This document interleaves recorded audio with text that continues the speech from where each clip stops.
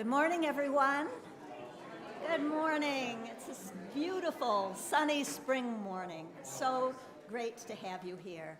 And welcome to the Unitarian Universalist congregation of Grand Traverse. I'm Pam Hendrick. I serve on the Sunday Services Committee.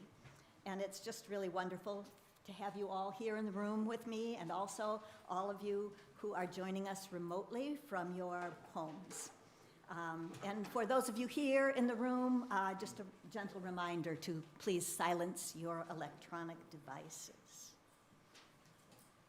And no matter your spiritual, psychological, economic circumstances, no matter your identity or identities, and no matter your reason for coming here today, in this space, at this time, you are wholly welcome and you are wholly loved.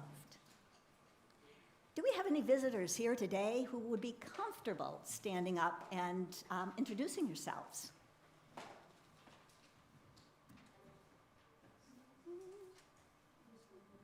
No, think not today, that's fine.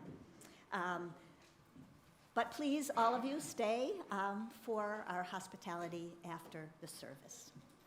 And each week, we take some time during our service to share joys and concerns with the congregation. And so if you have something that you really would like to share, you can write it in the book over there, and Reverend Alex will read it later on in the service, so please write legibly. And then we also have candles that you can light at any time during the service.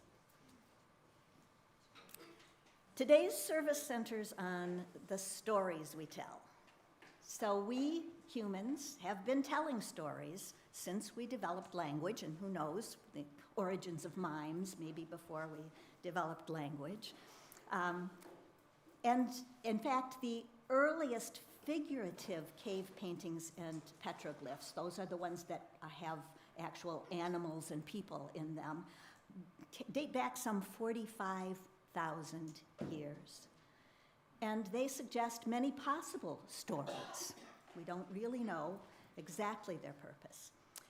But we can assume that by that time, humans had developed complex language and were also telling stories orally. Stories and religion were originally, and really still are, closely linked.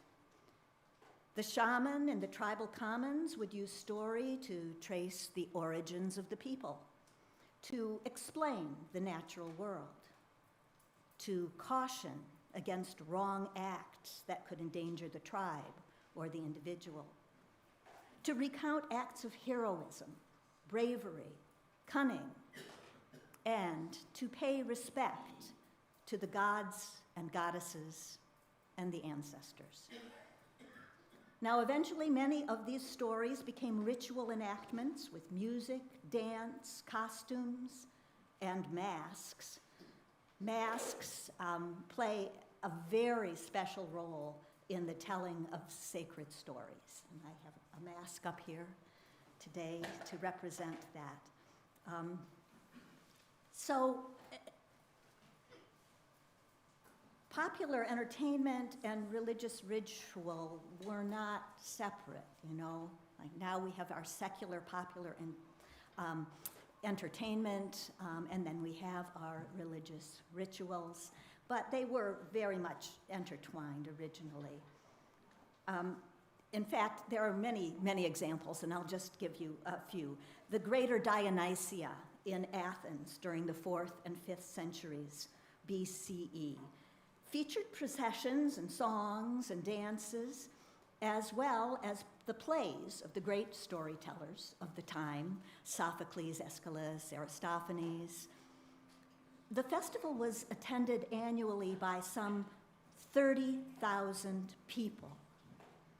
And in fact, the performers all wore masks. And it was all in honor of the god Dionysus. And today, still, many cultures meld storytelling with religious ritual. In Western Africa, there are several ethnic groups that use sacred masquerades, wearing of masks, to tell the stories of and communicate with the spirits and the ancestors. And in recent years, there's been a big rise in popularity of the large religious outdoor performances of Christian biblical stories. It makes me wonder if we are going to go back to the medieval times when that was the only kind of performance there was. Morality plays and biblical stories. So today, Reverend Alex is going to talk about how storytelling is connected to us all and to our faith.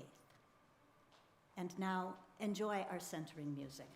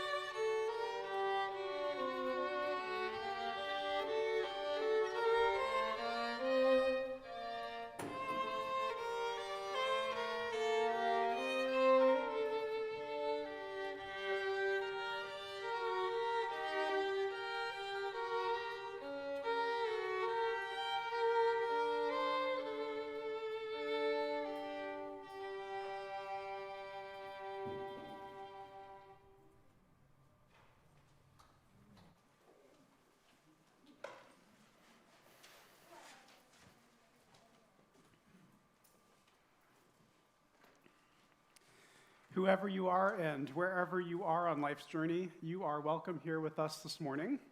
I'm Reverend Alex, the senior minister here at UUCGT. I use he and him pronouns. And welcome to this service of story. We invite you into this space of transformation and learning, bringing all of who you are in the process, all of the parts to your own backdrop and story that have formed you into being. As we settle in together, I also invite you to take in these words from the Reverend Carol Sissel. We are one. We are family. We are connected by blood and bone, mind and heart, and sometimes brick and mortar. Like the finest woven tapestries of old and the spices blended and stirred into our family's secret recipes, our lives are intentionally intertwined. And we are made, no, we are fashioned into a stronger community by those connections. This interlacing, This intertwining and intermingling of our existence makes each of us whole. Happiness and sorrow, blessings and burdens, lament and laughter.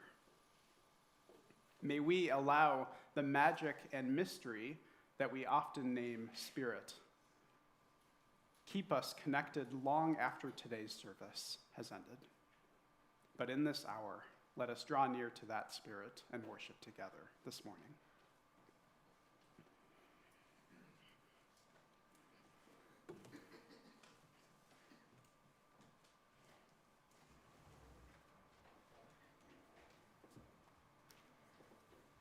As we light our chalice this morning in connection with Unitarians and Universalists across the globe, let's hear the words of Reverend Gretchen Haley. We are keepers of hope, holders of memory, storytellers and song weavers, pulling on this thread of truth, this other march of history that might otherwise fail to find its footing. That life is filled with kindness, bold beauty, courageous compassion, sacrifice for the common good, and a wide willingness to embrace neighbors and strangers as kin. We belong to each other. Bring all you are, every shadow, every light, every hope, every fear, for this radiant hour. And we sound our singing bowl in the Buddhist tradition. As the sound reverberates and then fades, let it bring your mind to a place of quiet listening.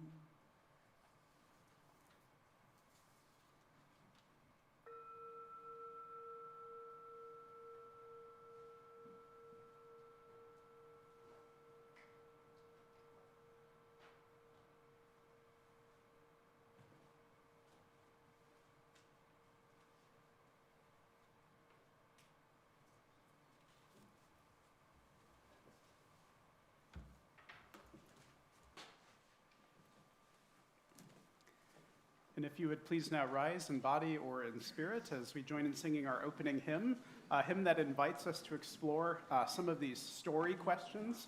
Where do we come from? Who are we? Where are we going? Join us in singing number 1003, Where Do We Come From, in your teal hymnals. Also, please silence those electronic devices. Anne-Marie will guide us in singing this as together and then all in different phases. So let's sing through it all together once, and then the second time through we'll break into a round. So if this section... to go first, and then when they've been through the first part, then I'll indicate to the second group. Second group, I'll raise your hands. There we are. I'll indicate for you to begin, and then third section, and fourth section. All right, and we'll just sing until the Spirit moves us, and when it's time to end, we'll all just finish together. So just keep singing as the Spirit moves you, and we'll all end together with a nice cadence.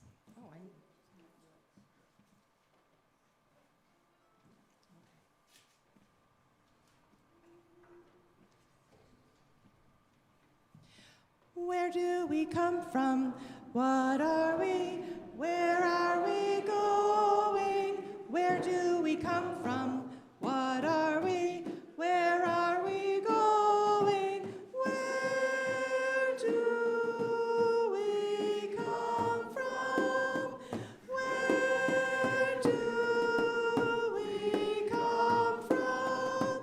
Mystery, mystery, life is a riddle and a mystery. Mystery, mystery, life is a riddle and a mystery. Where do we come from? Where are we going? Where do we come from? Where are we going? Where do we come from? What are we? Where are we going? Where do we come from? What are we? Where are we going? Where do we come from? What are we?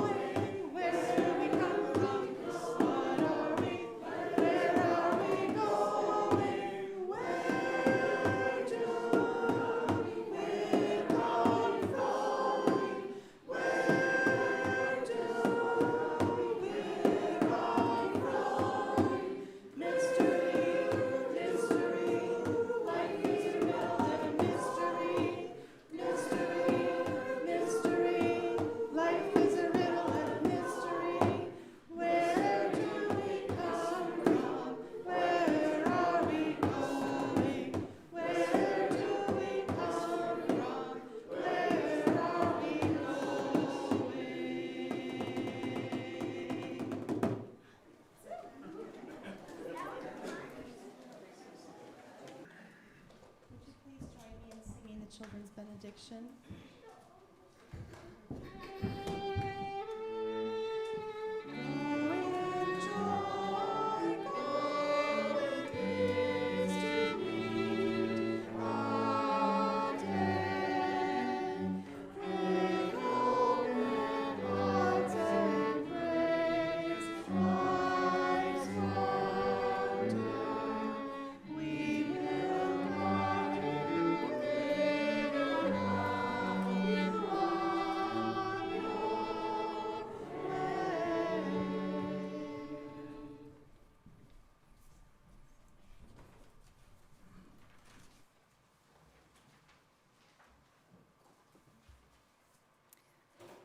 You know, all and everything that we value about this place and our connections to each other and to our larger community is sustained by the resources of time, talent, and, of course, funds. So as we pass our baskets here in the sanctuary and also ask for the support of those of you streaming our services, know that you are helping to nourish many lives throughout the community. And our baskets have two sides, one to sustain our congregation and one for those in need in the community. And you can also send your contributions for UUCGT by mailing a check to the congregation. You can visit our website, or you can use your phone by downloading the Vanco mobile app.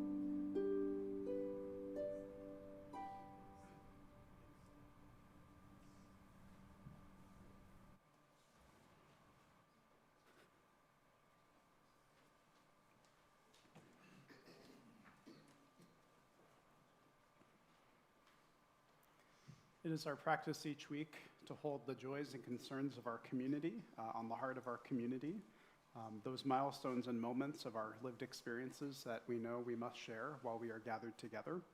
I will be sharing a handful of these that have been offered up for us to hold as we are gathered.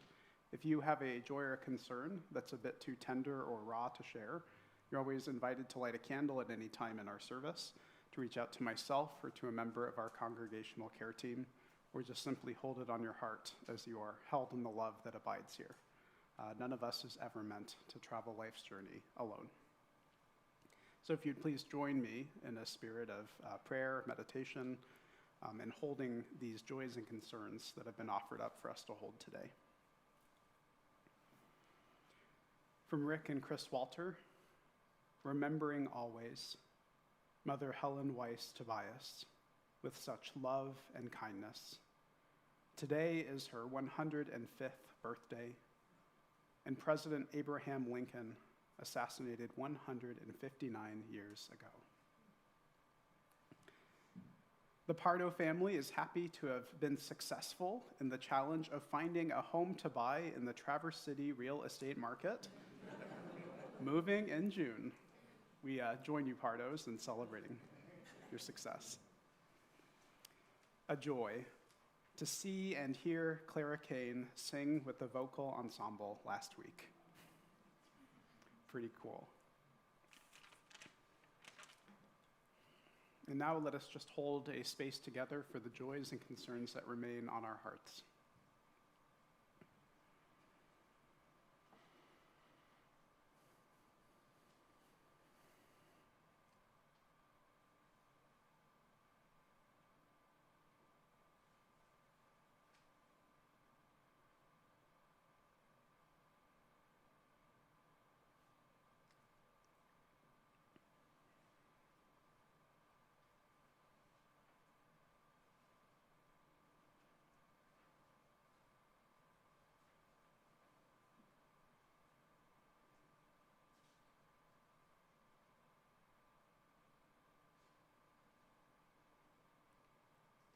In this space, I invite you to pray or meditate on these words from the retired minister, the Reverend Dr. Rebecca Edmonston Lang.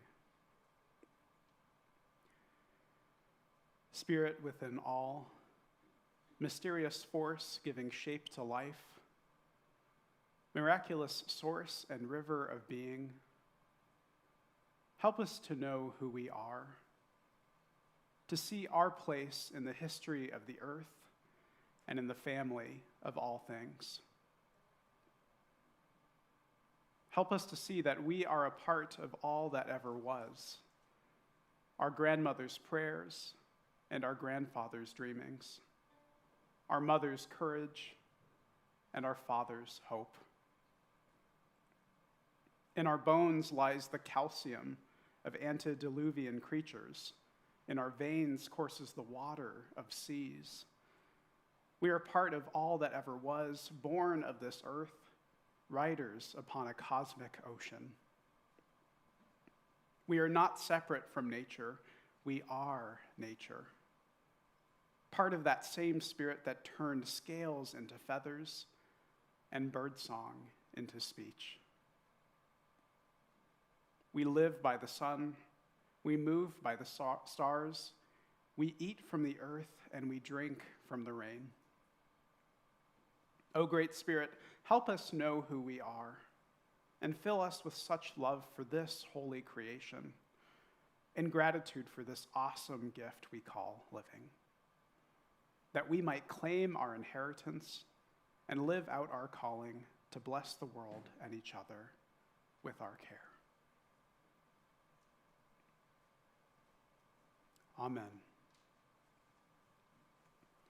If you would join as we sing our song of response, Spirit of Life. Spirit of life.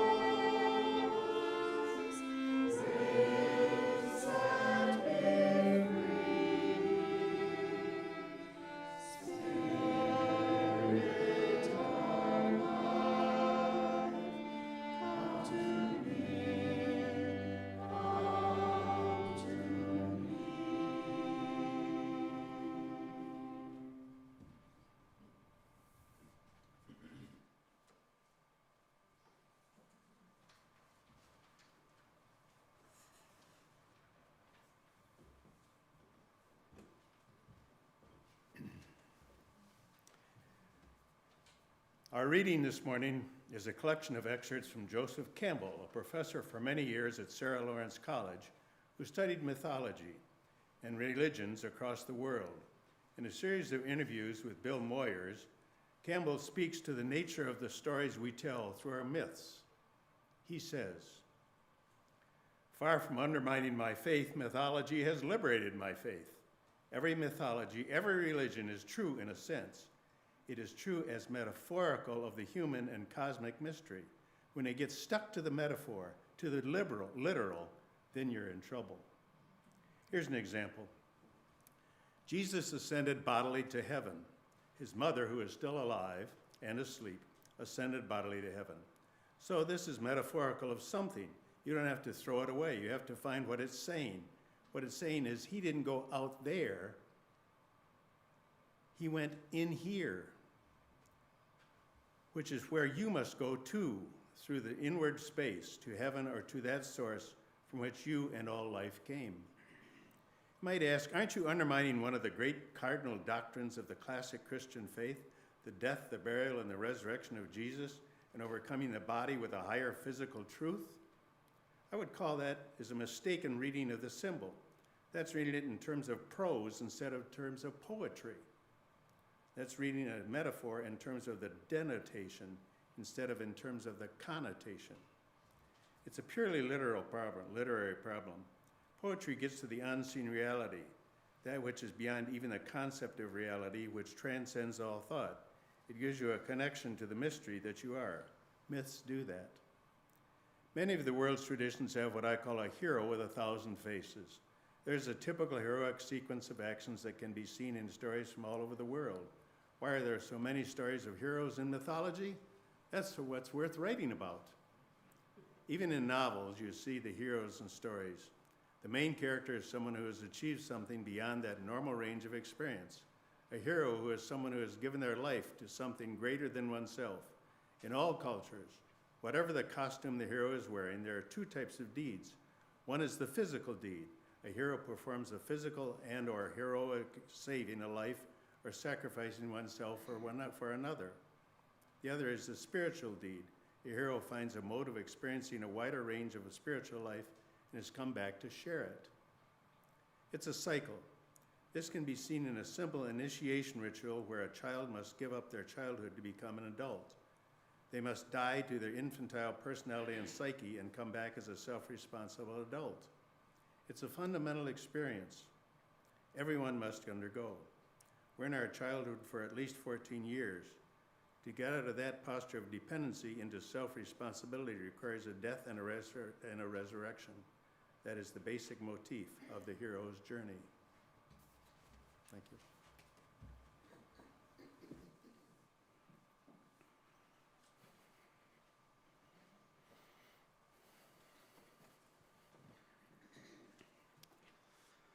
I want to start this sermon off with what will be a rather uncouth story from my Grandpa Carl. In this theme of the stories we tell, my Grandpa Carl used to often tell a story to us when we were growing up, and you may think you know where this story is going, but be forewarned, it won't end in a way that you expect. And the story went something like this. A long time ago, there lived both a good little girl and a bad little girl. The good little girl was always polite and kind, always willing to lend a hand to their mother, helping to wash the dishes and take out the trash, helping out here and there. The bad little girl, on the other hand, was lazy and didn't really help out that much. She was pretty fine doing her own thing. The good little girl had built up quite a reputation in her neighborhood. She volunteered wherever she could, helping out her neighbors. She even got some of these awards, these little bronze medals for her acts of service and merit. Those medals clinked with each step as she'd proudly wear them around her neck and walk around every day. But the bad little girl, she had no medals and no clinking. One day, both of these little girls were out in the garden playing. And all of a sudden, they heard a slow, rumbling growl from beyond to the garden gate. 2 yellow eyes, a long snout, complete with ruffled gray fur. The girls saw emerge a wolf from the bushes. Both of them scurried away to hide. The good little girl hid in a nearby bush, while the bad little girl hid behind a giant oak tree. A few minutes passed as the wolf sniffed around for them. Both of the girls knew to be as silent as they could, not making a sound. All of a sudden, the good little girl shifted in her position, and the metals around her neck clinked with noise, and the wolf found her and swallowed her up whole. And the bad little girl? The bad little girl stayed hidden, and she lived to tell the tale. How's that for a story? So what do you think the moral of that story is? You see, this story always puzzled me growing up because it totally wasn't the kind of story that you'd really expect to hear from your grandpa. It most certainly didn't end in the way that I expected. And I think my grandpa Carl, being the rocket scientist he was, told this one to my brother and me to challenge us and give us a glimpse into how things are in the real world. Sometimes bad things happen to good people. And just because you do a lot of good doesn't always mean it's good to get the recognition. At least not if metals or wolves are involved. So thanks for allowing me to retell that story once more. This Sunday, we're exploring the stories that we tell to help us make meaning of this confusing and often uncertain world. No matter where you look across all societies and cultures, you can find various forms of myth and story. Oftentimes, these stories follow what we recognize as a familiar pattern, the hero's journey, the ways in which we attempt to describe the indescribable through the use of storytelling, poetry, and myth. Likewise, our stories are also often sometimes religious or spiritual in nature, giving us a sense of morality, of right and wrong, or at the very least, something fascinating or beyond what we know to be possible. I want to make an interesting case to you today. I invite you to think about stories in a new and different sort of way. Just like computers need programs and software in order to run, I think humans need story in order for us to make meaning of our lives. We human beings run on stories, whether we identify with a particular tradition or even just get out of bed to meet the day. There are stories that we tell ourselves all of the time, even just when we get out of bed. Beyond just religious myths and stories, we are also shaped by a ton of other stories we tell and receive across our lives. The stories we are told about ourselves growing up, what we could do or be, or who it is we could become. Whether we were good or bad or fell into some roles or character arcs, the good little girl, the bad little girl, the class clown, the nerd, or the sports addict. There are stories that we also take in from our wider society, stories that presume a default identity or moral outlook, or give us information on the types of bodies or identities that are normalized or acceptable. The bottom line is that stories are all around us, from the stories that we tell and receive, all the way to even the books we read, or to the shows and movies that we watch. I was fascinated when someone shared with me that one of the reasons we all love to watch TV shows and movies is because it harkens back to a primal sense of sharing stories around the glow of a campfire. It's no wonder that we love our movies and our popcorn, and especially enjoy seeing movies with other people. So I invite you to think about how we human beings run on this technology called storytelling. But more than that, I invite you to consider the stories and themes that most resonate with you, the myths that either stick out to you or seem to follow you in your own life, down to even the stories that you tell yourself or you think are told about you by others. Something for you to think about. We're in an interesting string of services coming up. A few Sundays ago, I shared with you this new earthy take on the Easter story, showing some roots of Jesus' own myth and story to that of the Greek god Dionysus. You probably remember that. We also talked about this wider idea, a so-called mythic mycelium, that permeates our lives and forms and shapes the myths and models that we have at our disposal to tell and make meaning. Next Sunday, we'll actually be taking a look at the Jewish celebration of Passover, unpacking the Exodus story and the many plagues over Egypt as possible metaphors for natural disasters and our changing climate. But today, we're going deeper into the themes present across religious myth and story, especially through the eyes of Joseph Campbell, a scholar of religion and mythology who studied these across the world. How many of you were already familiar with Joseph Campbell and his work? And how many of you have even seen his interviews, The Power of Myth, from his conversations with Bill Moyers? You know, I see some hands. That was way before my time, by the way, you know. Campbell gets into this story of what he calls the hero with 1,000 faces, the typical sequence in a hero's journey that either goes beyond the usual range of human experience or tells of a life-saving act or deed. The classic story he references is the traditional stories of Jesus, how he died and bodily ascended into heaven and performed many miracles and feats in his time. The predominant Christian story, definitely not the only Christian story, the predominant story tells us that Jesus died to save humanity, that Jesus' story combines elements of Campbell's hero of 1,000 faces, both the physical and the spiritual feats beyond what we know and imagine to be possible for human beings. Campbell, in his research, also finds heroic parallels in the stories of Osiris, Prometheus, the Buddha, Moses, Muhammad, and many, many others. All of these faces seem to point at a similar character and archetype that we know and even recognize.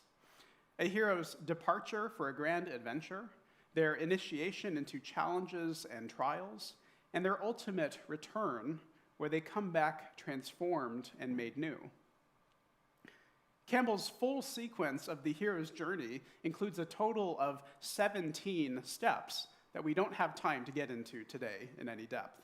Be a long, long sermon.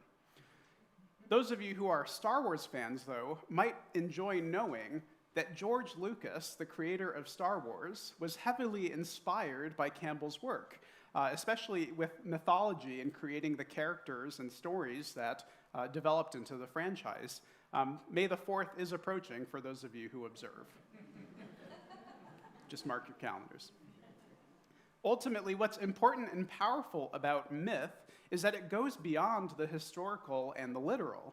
In fact, if we get caught there in treating mythology like prose, like factual written accounts, we actually limit these metaphors and the ways that they might speak to us. In Campbell's own words, far from undermining my faith, mythology has liberated my faith. Every mythology, every religion is true in a sense. It's true as a metaphorical of the human and cosmic mystery. When it gets stuck to the metaphor, to the literal, that's where you get into trouble.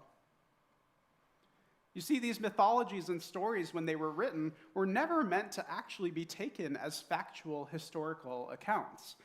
The Bible that many read today, the Hebrew Bible, also the New Testament, this is what we might actually regard as Jewish meditation literature. Stories that are to be read as poetry or rich with imagery, to be revisited again and again. The stories themselves are actually written in such a way where much of the scenes and imagery are left to the mind of the reader, and this is by design and intention, so you actually put yourself more into these stories. Myths are a great technology for us because we can see and understand ourselves in them. Why else do we identify not only with religious myths, but with the characters of fictional stories of all kinds? None of this was ever meant to be taken literally.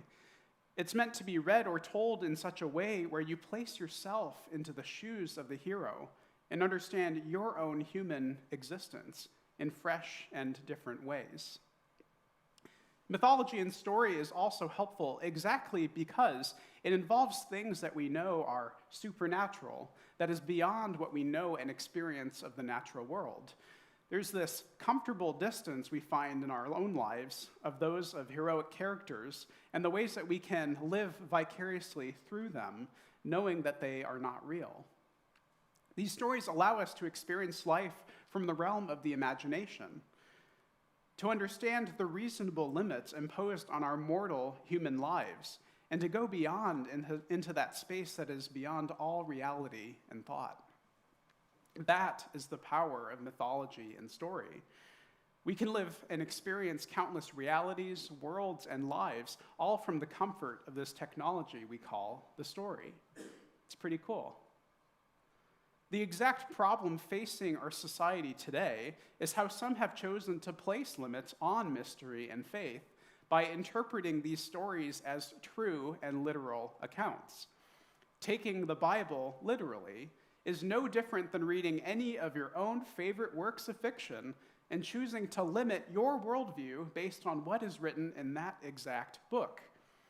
It would be like reading Homer's Iliad and deciding that based on the evidence, the world is truly a flat disk where the sun and moon rise and set in the ocean. That was what Homer knew of his cosmology. Many of us know that flat earth ideas are still alive and well today by this same principle, and unfortunately, they are even still on the rise. Religious myth and story once arose out of two basic human needs. On the one hand, to explain the unexplained, as in the case of the Minotaur and what causes earthquakes.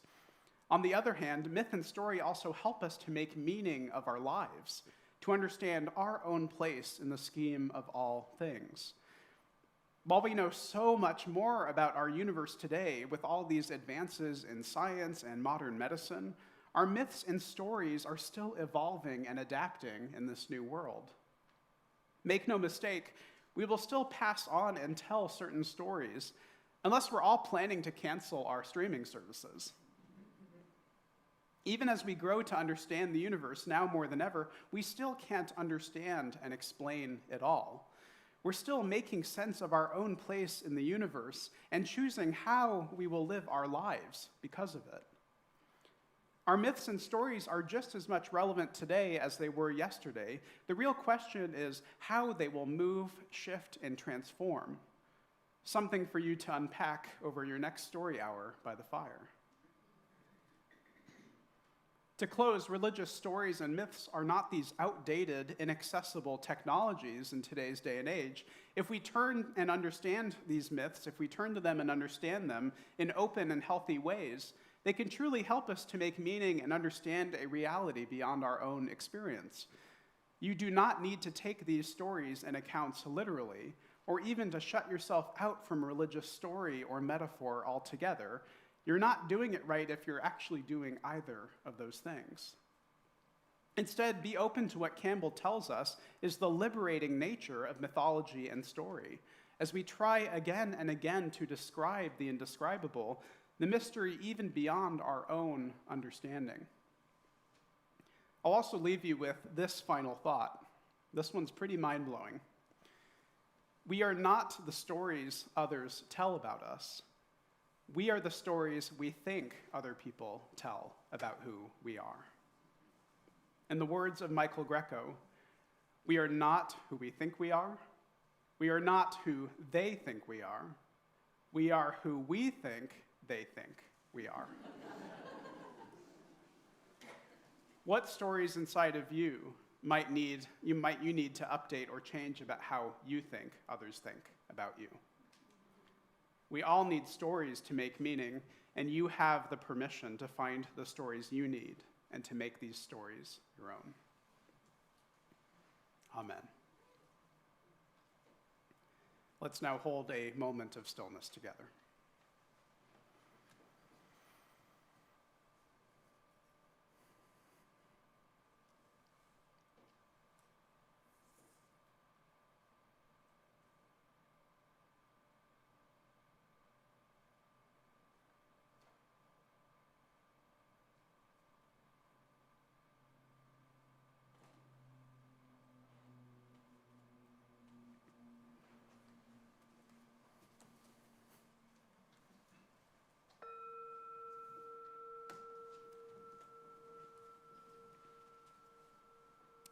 Let's now rise in body or in spirit and join in singing our closing hymn, number 1008, When Our Heart is in a Holy Place, in your teal hymnals.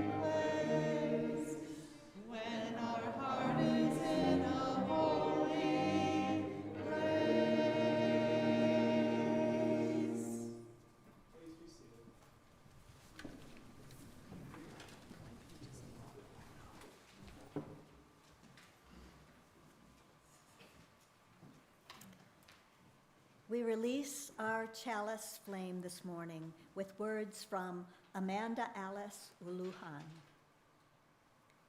Together, we have enjoyed the warmth and beauty of stories, of this flame, and of this special community. As our chalice flame is extinguished this morning, we can still remember that its glow is carried within us.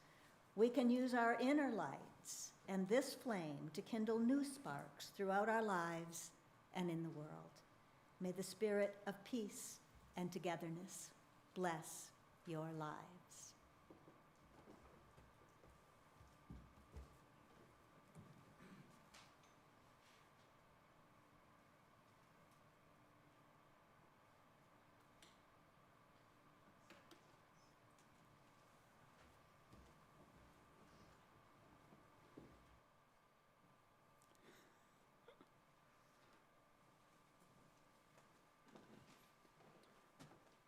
I just have a few short announcements for you this morning before we conclude.